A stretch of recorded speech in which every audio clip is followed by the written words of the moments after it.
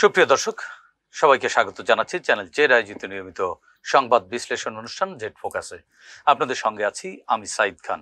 আর আলোচনার জন্য প্রতিদিনের মতো আজও আমাদের সাথে একজন অতিথি রয়েছেন। আমাদের সাথে আছেন সিনিয়র সাংবাদিক কলামিস্ট আমিরুল ইসলাম কাগজি। কাগজি ভাই, আপনাকে স্বাগত জানাচ্ছি। ধন্যবাদ সাইদ খান। দর্শক, আপনারা জানেন প্রতিদিনই আমরা কোনো না কোনো বিশেষ সংবাদ ধরে জেড ফোকাসে আলোচনা করে থাকি। আজও এরকম একটি সংবাদ আমাদের হাতে রয়েছে। সেই সংবাদ ধরে বিশ্লেষণ শুনবো আমিরুল ইসলাম কাগজির মুখ থেকে। কাগজি ভাই, আপনারও নিশ্চয়ই চোখে পড়েছে, দর্শক আপনারাও দেখেছেন নিশ্চয়ই, ধর্মীয় সংখ্যালঘু ইস্যুতে কূটনীতিকদের আনুষ্ঠানিকভাবে অবহিত করবে সরকার। সেই সঙ্গে ইসকন সহ সাম্প্রতিক ঘটনা প্রবাহের বিষয়েও সরকারের অবস্থান খোলাসা করা হবে। ইসকন পুরোহিত চিন্ময় কৃষ্ণ দাসের বিরুদ্ধে উত্থাপিত অভিযোগ বিষয়ে আন্তর্জাতিক সম্প্রদায়কে জানানো হবে সংবাদ সম্মেলনের মাধ্যমে। আজ জরুরি কূটনৈতিক ব্রিফের আয়োজন করেছে পররাষ্ট্র মন্ত্রণালয় এবং ব্রিফিংয়ে কিন্তু এই সব বিষয় তুলে ধরা হয়েছে। দর্শক, আমরা এই বিষয়গুলো নিয়ে বিশ্লেষণ শুনবো আমিরুল ইসলাম কাগজির কাছ থেকে। আমিরুল ইসলাম কাগজি, আসলে বাংলাদেশের ধর্মীয় সংখ্যালঘু যে বিষয়টি তুলে আনা হচ্ছে বারবার, প্রতিবেশী দেশ ভারতের পক্ষ থেকে বারবার এই বিষয়টিকে সামনে তুলে আনা হচ্ছে এবং আন্তর্জাতিকভাবে একটি রাজনৈতিক মহল কিন্তু এটিকে ট্রাম্প কার্ড হিসেবে ব্যবহার করার অপতৎপরতা চালাচ্ছে এবং বাংলাদেশের অভ্যন্তরে যে ধর্ম, বর্ণ, গোত্র নির্বিশেষে সকল মানুষ যে একটা ঐক্যবদ্ধভাবে ঐতিহাসিকভাবে চলছে এবং সমাজে বসবাস করছে, এই বিষয়টিকে কিন্তু আসলে ভেঙে দেওয়ার জন্য এই অপতৎপরতা বলে আমরা ইতিমধ্যেই বুঝতে পেরেছি। সরকারের পক্ষ থেকে এরকম কথা কিন্তু বলা হয়েছে। আপনার কি মনে হয় আসলে সরকারের এই যে উদ্যোগ আসলে কতটুকু যৌক্তিক এবং কতটুকু সময় উপযোগী, এবং আদৌ এটি নিয়ে আরো কিছু করার সুযোগ আছে কিনা? আপনি ধন্যবাদ সাইদ খান। প্রথমে আমি আপনাকে বলি যে এই সরকারের বয়স ধরে নেন আর কয়েকদিন পরে 4 মাস হবে। আপনি একটা দিনের কথা বলতে পারবেন যে এই সরকার যে এই 4 মাস সরকার পরিচালনা করেছে, একটা দিনের জন্য খুব শান্তিতে আছে এরকম কি আমরা বলতে পারি? বলতে পারি না। এবং দেখবেন যে বিগত সরকার যারা, এই যে ফ্যাসিবাদী সরকার বিদায় নেওয়ার পরও প্রতি মুহূর্তে প্রতিনিয়ত তারা একটা ইস্যু তৈরি করে এই সরকারকে একটা বিব্রতকর অবস্থায় ফেলার জন্য চেষ্টা চালিয়ে যাচ্ছে। তারা প্রথম থেকেই শুরু করেছে যে সংখ্যালঘু কার্ড কিভাবে ব্যবহার করা যায়। তারা যখন এইখানে শপথ নিল, এই সরকার শপথ নেওয়ার পর থেকেই বলা হচ্ছে যে হিন্দু বাড়িতে হামলা হচ্ছে, হিন্দুদেরকে ধরে নিয়ে যাওয়া হচ্ছে, তারপরে তাদের মন্দিরে হামলা করা হচ্ছে। এই বিষয়গুলো এখানে যতটুকু বলা হচ্ছে, এখানে দেখানো হচ্ছে, কিন্তু তার চেয়ে বেশি করে প্রচার করা হচ্ছে ভারতের পত্রপত্রিকাগুলোতে। এবং ভারতের পত্রপত্রিকাগুলো দেখবেন আপনি, যে খেয়াল করলেই তাদের নিউজগুলো এমনভাবে, প্যাটার্নটা এমন যে বাংলাদেশে যেন হিন্দু সয়লাভ হয়ে যাচ্ছে, হিন্দুদের উপরে এমনভাবে হামলা করা হচ্ছে। কিন্তু এই ধরনের কোনো ঘটনা এখন পর্যন্ত, কিছু কিছু ঘটনা ঘটেছে, এটা তো অস্বীকার করা যাবে না, বিচ্ছিন্ন কিছু ঘটনা ঘটে। এই ঘটনাগুলো যদি আপনি বিশ্লেষণ করে দেখেন তাহলে হয়তো দেখা যায় ব্যক্তিগত রেষারেষি আছে, তারপরে কিছু আছে সম্পত্তি নিয়ে মানে দ্বন্দ্ব আছে, কিছু আছে রাজনৈতিকও আছে, কিন্তু সরকারি ভাবে হিন্দুরা তো আওয়ামী লীগও করে। এখন এখানে পুরো দায় দায়িত্ব আপনি সরকারের উপরে চাপিয়ে দিতে পারেন না। আচ্ছা, তারপরে এই গত কয়েকদিন ধরে, এই যে মাত্র কিছুদিন হলো যে আপনার ইসকন একটা ইস্যু করা হয়েছে। ইসকনের যে 8 দফা দাবি যদি আপনি দেখেন, সেখানে কিন্তু তারা পৃথক সংখ্যালঘুদের জন্য পৃথক কমিশন, পৃথক ধর্ম মানে মন্ত্রণালয়, মানে সবকিছু পৃথক এমন ভাবে করতে হবে যে এখন তার কোন গভর্নমেন্ট নেই। পৃথক মন্ত্রণালয় করতে গেলে তো আপনার একটা সরকার, মানে আপনার সংসদের প্রয়োজন আছে। এই দাবিগুলো তো আপনারা অনেক আগে থেকে করতে পারতেন। এই যে বিগত সরকার ছিল, তাদের কিছু দিয়ে যদি তাদেরকে পৃথক করা হয় তাহলে তারা মূলধারায় থাকলো কিভাবে? থাকতে চাচ্ছে না। এখন ভারতের এই মিডিয়াগুলো যে এমন ভাবে প্রচার চালাচ্ছে, আর মনে হবে গদি মিডিয়া শুধু মনে করতে হবে যে সরকারও কিন্তু, ভারতের যে সরকার আছে বর্তমানে মোদী সরকার, তারাও ভাবছে যে এইভাবে মানে প্রচার চালিয়ে এই সরকারকে যদি বিব্রতকর অবস্থায় রাখা যায় তাহলে তারা লাভবান হবে। তারা মনে করে যে বিগত দিনে যে সরকার ছিল আর এখন যে সরকার, এই সরকারের মধ্যে একটা ডিফারেন্স আছে।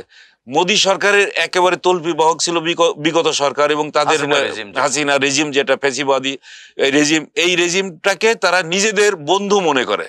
এবং এই বন্ধুদেরকে যেহেতু উৎখাত করা হয়েছে, বর্তমান সরকার হচ্ছে তাদের কাছে শত্রু হিসাবে তাদের কাছে চিহ্নিত হয়ে রয়েছে।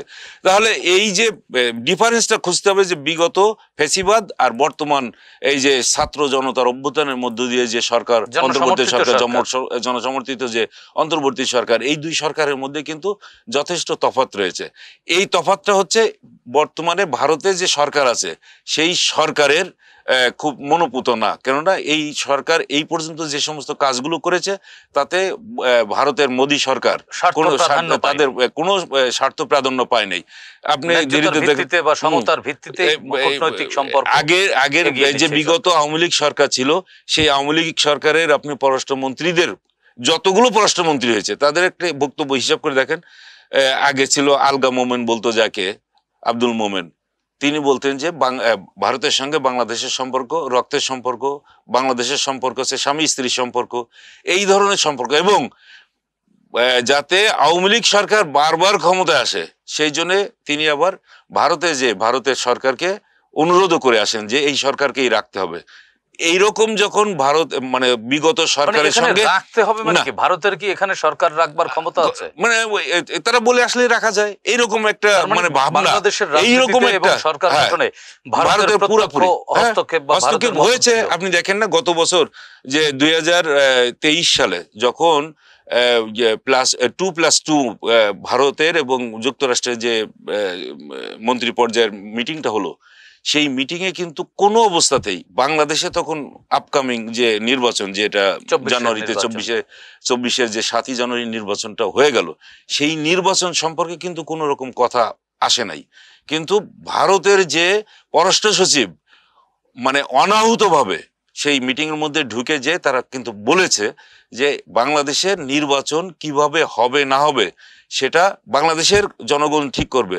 অর্থাৎ বাংলাদেশের সেই সময়ও কিন্তু একটা যে সংবিধান আছে সেই সংবিধানে দলীয় সরকারের অধীনে নির্বাচন হবে। সেই নির্বাচনে কারা ভোট দিল না দিল সেটা দেখার বিষয় না, শুধুমাত্র ওই সরকারকে ক্ষমতা রাখতে হবে বলেই তারা কিন্তু মানে সমস্ত আয়োজন ঠিক করে ফেলেছিল। তাদের একজন যে প্রাক্তন যে হাই কমিশনার বাংলাদেশে ছিল পিনাক রঞ্জন চক্রবর্তী, তিনিও বলেছেন না যে ওই যে 2+2 যখন যে মন্ত্রী পর্যায়ের বৈঠক হয়েছে সেইখানে তারা কিন্তু ভারতের তোপের মুখে যুক্তরাষ্ট্রকে আউট করে দিতে সক্ষম হয়েছে। অর্থাৎ বাংলাদেশের স্বার্থ যাতে আওয়ামী লীগ থাকে ক্ষমতায় এইটা দেখার জন্য বা এইটা রাখার জন্য ভারতের যত রকমের অর্গান আছে, এই যেমন বিবেকানন্দ ফাউন্ডেশন, যেটা মানে ওদের থিঙ্ক ট্যাঙ্ক বলা হয়, তারা তো চারিদিক থেকে এই যে মিডিয়াগুলোকে দখল করে রেখে সেই সমস্ত প্রচার প্রপাগান্ডাগুলো চালিয়েছে এবং বাংলাদেশে যাতে শেখ হাসিনার সরকার আবার আসে এইটাই কিন্তু তাদের ছিল মূল উদ্দেশ্য। এবার আর একটা বিষয় আপনাকে আমি এখন যে সংখ্যালঘু ইস্যুটাকে এই সংখ্যালঘু এই ইস্যুটাকে ধরেন, আচ্ছা এই সংখ্যালঘু ইস্যু কিন্তু সারা পৃথিবীতে আছে। আচ্ছা সারা পৃথিবীতেই আছে, সব দেশেই কিন্তু যে একটা ধর্মীয় সম্প্রদায় যে লিড দেয় আর অন্যান্য সম্প্রদায় আপনার সবসময় ছোট ছোট থাকে, তা তাদের স্বার্থও তো দেখে সবাই। আপনি বলেন তো ভারতের এইরকম কোনো স্বার্থ দেখার নজির আছে? আপনি কয়েকদিন আগে 27 নভেম্বর নতুন করে একটা মামলা হয়েছে জানেন, হিন্দু সেনা নাম করে একটা নতুন গজিয়ে ওঠা যে একটা তাদের সংগঠন, তারা হাইকোর্টে মামলা করেছে যে খাজা মঈনুদ্দিন চিশতির যে দরগায় শুধু বাংলাদেশ থেকে না, পাকিস্তান থেকে না, সারা পৃথিবী থেকে যেখানে ওরস হয়, একটা রজব মাসের প্রথম সপ্তাহে যে তারা 6 দিন ব্যাপী একটা ওরস হয়, সেই ওরসে কিন্তু যে গ্লাভটা দেওয়া হয় মানে ওই যে চাদরটা, সেই চাদরটা যখন যে প্রধানমন্ত্রী থাকে তিনিই কিন্তু দিয়ে থাকেন। এখন যে চাদরটা ওর উপরে আছে সেটাও কিন্তু এই মোদির দেওয়া চাদর, গত বছরের জানুয়ারি মাসে দিয়ে আসছে। আচ্ছা এইটা একটা সর্বজনীন একটা মানে মাজার, যাই হোক যে মাজার যেভাবেই গ্রহণ করুন কেন, এই খাজা মঈনুদ্দিন চিশতির এই মাজারের নিচেই নাকি মন্দির ছিল, সেই মন্দির মহাদেবের মন্দির, সংকট মোচন। ওই যে খাজা মঈনুদ্দিন চিশতির দরগায় এসে তো অনেকেই সুস্থ হয়ে যায়, ভালো হয়ে যায়, এরকম একটা প্রচলন মানে প্রচারিত একটা মানে আমাদের প্রচলন আছে আমরা জানি। তো সেই কারণে ওরাও বলতে চাচ্ছে যে এটা সংকট মোচনের জন্য, যে মহাদেব আছে ওদের, মহাদেবের সংকট মোচন, একটা মন্দিরের ধ্বংসাবশেষ নাকি ওখানে ছিল। কিন্তু এখানে থেকে আপনি 800 বছর আগে হিসাব করেন, যখন খাজা মঈনুদ্দিন চিশতি ওই জায়গায় আসছেন এবং তারও অনুসারীরা বিভিন্ন জায়গায় তো ছড়িয়ে ছিটে ছিল, একেবারেই খোলা মাঠ, একেবারেই কিন্তু খোলা মাঠ ছিল, সেখানে মন্দির থাকার তো কোনো প্রশ্নই ওঠে না, কোনো কিছুই না। কিন্তু এখন যেহেতু এই যে হিন্দু সেনারা, এই হিন্দু সেনা কারা, আপনাকে একটুখানি আমি আর একটু পিছনে নিয়ে যাই। এই হিন্দু সেনারা কিন্তু ট্রাম্পের বিজয়ের জন্য তারা আবার ওই যে কি বলে এটাকে কি বলবো, তারা প্রার্থনাও করেছে। এবং এই প্রার্থনা করার সময় তারা কিছু সংবাদ ওখানে পাঠিয়েছে ট্রাম্পকে, যে বাংলাদেশে নাকি হিন্দু সম্প্রদায়ের উপরে নির্যাতন চলছে, যেটা ট্রাম্পের টুইট করে তারা পাঠিয়েছিল আবার, যে বাংলাদেশে হিন্দু সম্প্রদায়ের উপরে নির্যাতন চলছে। তো এই বিষয়গুলো কিন্তু হিন্দু সম্প্রদায়, ওখানে হিন্দু সেনারা, যে এখন যদি খাজা মঈনুদ্দিন চিশতির এই মাজারটাকে ওখান থেকে সরিয়ে দেওয়া যায়, তাহলে ওখানে দেখা যাবে যে ওইটাকে ঘিরে যে মুসলমানরা ওখানে আছে তাদেরকে এখন উচ্ছেদ হয়ে যেতে হবে। কিছুদিন আগে মানে যেটা রাম মন্দির আমরা দেখি, মানে বাবরি মসজিদ কিন্তু ওই একই রকম ধোঁয়া তুলে সেই বাবরি মসজিদটাকে ভেঙে দেওয়া হলো, এবং আর্কিওলজি ডিপার্টমেন্ট থেকে তাদের বলা হয়েছে মানে কখনোই ওই জায়গায় রামের কোনো মন্দির ছিল না, তারপরেও সেটা কিন্তু উচ্ছেদ করে দেওয়া হয়েছে। আবার মানে কিছুদিন আগেও আপনি দেখেছেন কিনা জানি না, সেটা হচ্ছে তাজমহলও ঠিক একেবারে খোলা চত্বরেই কিন্তু তৈরি করা হয়েছে। তারাও কিন্তু এখন ওই তাজমহলের নিচেও মন্দির আবিষ্কার করা শুরু করে দিয়েছে। তাই ওই ভারতের কোনো জায়গায় হিন্দু সম্প্রদায়ের বাইরে কিন্তু আর কারোর কোনো এখন অবস্থান নেই। আপনি কিছুদিন পর পর আপনারা দেখেন যে কোনো মুসলমান যদি তার ফ্রিজে যদি একটু মাংস রাখে, সেটা গরুর মাংস না, ছাগলের মাংস না, কিসের মাংস, এইটা দেখারও বোধ করে না। ওরা যদি টার্গেট করে যে এটা এই মুসলমানকে মারতে হবে, ধরতে হবে, তাহলে বলে দিবে যে এটা গরুর মাংস আছে, গোমাংস রাখছে, অতএব তাকে পিটিয়ে মারাও হচ্ছে। কয়েকদিন আগেই আপনি দেখেছেন যে মুসলমান একটা মেয়েকে রেপ করেছে এবং সে মামলা করেছে আদালতে, মামলায় তার পক্ষে কোনো রায় আসে নাই এবং তার বিচারটাও পর্যন্ত নেওয়া হয়নি। ঠিক এরকম একটা অবস্থা। তো সেখানে তো কোনো দিন মানে সংখ্যালঘুদের কোনো রকম নিরাপত্তা বা তাদের অধিকার কখনোই রক্ষা করা হয়নি, তাদের ওখানে করা হয় না। অথচ আমাদের এখানে সবকিছু, সব ধরনের সুযোগ সুবিধা পায়। আমাদের এখানে কত পার্সেন্টেজ হিন্দু আছে এখন? 9%, 9 থেকে 10%, হ্যাঁ 10%ই আসেন। আপনি সমস্ত জায়গায় যেয়ে দেখেন তো আমাদের চাকরি বাকরি, তারপরে সচিব পর্যায়ে মূল ধারার সাথে একাকার, এবং সবচেয়ে বেশি সুযোগ সুবিধা নিয়েই কিন্তু তারা এখানে আছে। এরপরও তারা বলবে যে বাংলাদেশে হিন্দুরা নির্যাতিত, নিপীড়িত। এবং এই ধোয়া তুলে, এই যে কালকেও মনে হচ্ছে এই সিলেট সীমান্ত দিয়ে ভারতের হিন্দু মঞ্চের নাম দিয়ে কয়েকশো লোক এই দিক ঢোকার চেষ্টা করতেছে, তারা যে বাংলাদেশে এখন তারা মার্চ করে চলে আসতে চাচ্ছে, যে ইস্কনের যে পুরোহিত চিন্ময় কৃষ্ণ দাস, তাকে নাকি গ্রেপ্তার করা হয়েছে অন্যায়ভাবে, এবং এটা তারা দিচ্ছে সাম্প্রদায়িক একটা রং তার উপরে চড়িয়ে দিতে চাচ্ছে। অথচ তার বিরুদ্ধে কিন্তু সুনির্দিষ্টভাবে রাষ্ট্রদ্রোহ মামলা রয়েছে। আর তাকে তার যেদিনকে মামলাটাও মানে আদালতে না হলো, তাদের অনুসারীরা কিভাবে একজন সরকারি কৌশলীকে মানে কুপিয়ে কুপিয়ে হত্যা করেছে এটা দেখেছেন। তারপরে তার যে একটা জানাজা হয়েছে, আমার তো মনে হয় ইতিহাসে চট্টগ্রামের মতো জায়গায় এত বড় জানাজা কখনো তারা দেখে নাই। কিন্তু সেইখান থেকে কোথাও কোনো জায়গায় যে ওরা যদি চাইতো, তাহলে হিন্দু সম্প্রদায় যে সমস্ত বাড়িঘর ছিল তাহলে তারা ধুলায় মিশিয়ে দিতে পারতো না, কিন্তু কোথাও করেছে। তারা একেবারে সম্পূর্ণরূপে শান্তিপূর্ণভাবে এই কাজগুলো করে যাচ্ছে, এবং সাম্প্রদায়িক সম্প্রীতি বজায় রাখার জন্য যা যা করার দরকার সরকারি পক্ষ থেকে না, কিন্তু আমাদের এখানে কিন্তু ওইভাবেই আমরা গড়ে উঠেছি। মানে হিন্দু, মুসলমান, বৌদ্ধ, খ্রিস্টান কিন্তু আমরা পাশাপাশি বসবাস করেই একে অপরের স্বার্থ সবসময় কিন্তু আমরা দেখে এসেছি। এরপরও বাংলাদেশের এই সমস্ত ঘটনা নিয়ে ভারতের মিডিয়াগুলো বিশেষ করে এই নেতিবাচক প্রচারগুলো চালিয়ে থাকে। সেক্ষেত্রে সরকার যে উদ্যোগটি নিয়েছে, অবশ্যই সরকারের এখন সরকার করার কি আছে?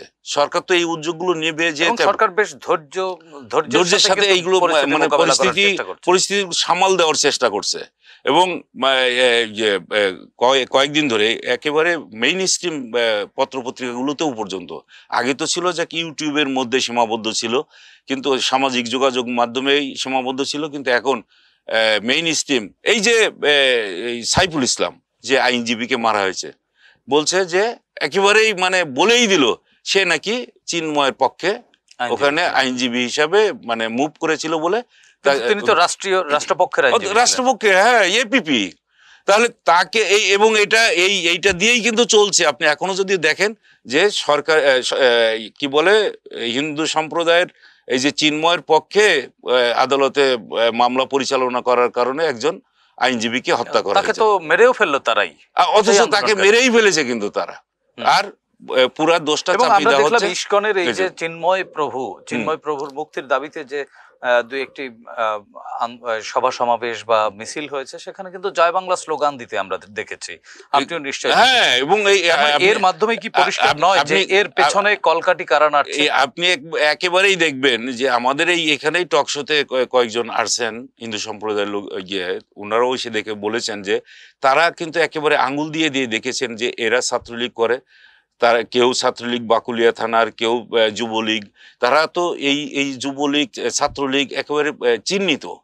এরা এদের সাথে এসে অন্তর্বর্তীকালীন সরকারের পক্ষ থেকে তো এ বার্তাটিও পরিষ্কার করা প্রয়োজন। হ্যাঁ, অবশ্যই, যে চিহ্নিত করা প্রয়োজন যে এটির নেতৃত্ব কারা দিচ্ছে এবং এটি এবং পরিষ্কার করে এদের বিরুদ্ধে যদি ব্যবস্থা না নেওয়া হয় তাহলে তো সরকার খুবই সমস্যায় পড়ে যাবে। কেননা এবং সেক্ষেত্রে একটা মানে অরাজনৈতিক, বিশেষ করে রাজনীতির বাইরে যে ধর্মীয় সংখ্যালঘু, আমি শব্দটি বলবো না, সনাতন ধর্মাবলম্বীর যারা রয়েছেন, যে সকল পরিবারগুলো এখানে রয়েছেন, তাদের উপরেও তো এক ধরনের চাপ তৈরি হচ্ছে এই সব অস্থিতিশীল পরিস্থিতির কারণে। এবং তারা যদি এইটা কন্টিনিউ করে, এই আন্দোলন সংগ্রাম যদি কন্টিনিউ করে, তাহলে এর ভিতর দিয়ে মূলত তো এর পিছনে যুবলীগ আছে, ছাত্রলীগ আছে, আওয়ামী লীগের নেতা কর্মীরা এদেরকে এই আন্দোলনকে আরো উস্কে দিচ্ছে এবং এদের পিছন থেকে যত রকমের সাহায্য সহযোগিতা করার দরকার সেগুলো করছে। আপনি দেখেন যারা এই অ্যাডভোকেট সাইফুল ইসলামকে হত্যা করেছে, কুপিয়েছে, তারা তো চিহ্নিত। হত্যাকাণ্ডে কিন্তু ইস্কনের পক্ষ থেকেও কিন্তু একটি স্টেটমেন্ট আমরা দেখেছি, এবং সেই স্টেটমেন্টে বলা হয়েছে কিন্তু চিন্ময় প্রভুকে বহিষ্কার করা হয়েছে তার চারিত্রিক স্খলনের কারণে, এবং সে যে শিশু শিক্ষার্থীদের সাথে তিনি অশ্লীল আচরণ করতেন, যেটি আসলে সামাজিক যোগাযোগ মাধ্যম বা অনেক জায়গায় এগুলো ছড়িয়ে পড়েছে, প্রচার করতে পারি না, আমরা বলতে পারি না। শিশুদের সাথে বিকৃত আচরণ করবার দায়ে তাকে কিন্তু বহিষ্কারও করা হয়েছে। সে বিষয়টিও কিন্তু ইসকনের পক্ষ থেকে বলা হয়েছে। রাষ্ট্রের উচিত হবে এইসব বিষয় তদন্ত করে, সুষ্ঠু তদন্ত করে, এবং এর পেছন থেকে যারা কলকাঠি নাড়ছে তাদেরকে আইনের আওতায় নিয়ে এসে এবং কার্যকর ব্যবস্থা নেওয়া। ধন্যবাদ আমিরুল ইসলাম কাগজি। প্রিয় দর্শক, আমরাও প্রত্যাশা করি সরকার এই যে সাম্প্রদায়িক উস্কানিদাতা যারা পেছন থেকে কলকাঠি নাড়ছেন এবং এই চিন্ময় প্রভুকে গ্রেপ্তার এবং এই গ্রেপ্তার ইস্যুকে কেন্দ্র করে যে অ্যাডভোকেট সাইফুল ইসলামকে যারা খুন করেছে, এবং এই দুইটি বিষয় নিয়ে যারা জল ঘোলা করবার চেষ্টা করছেন এবং ভারতীয় যে সকল মতলববাজ গণমাধ্যম এই বিষয়টিকে পুঁজি করে বাংলাদেশের সাম্প্রদায়িক অস্থিতিশীল পরিস্থিতি বিরাজ করছে বলে প্রচার করছেন এবং সারা বিশ্বে এক ধরনের অপপ্রচার চালাচ্ছেন, তার বিরুদ্ধে বর্তমান অন্তর্বর্তীকালীন সরকার কার্যকর পদক্ষেপ নেবে এবং বিশ্বের দরবারে অসাম্প্রদায়িক বাংলাদেশের যে ভাবমূর্তি সেটি সমুন্নত রাখবেন এবং লাল সবুজের এই পতাকা ভ্রাতৃত্বের বন্ধনে যে বাংলাদেশ এগিয়ে চলছে সেটি প্রতিষ্ঠিত করবেন, এই প্রত্যাশা ব্যক্ত করে আজকের মতো এখানেই শেষ করছি। সবাই ভালো থাকবেন, সুস্থ থাকবেন, চ্যানেল জেডের সঙ্গেই থাকুন। আল্লাহ হাফেজ।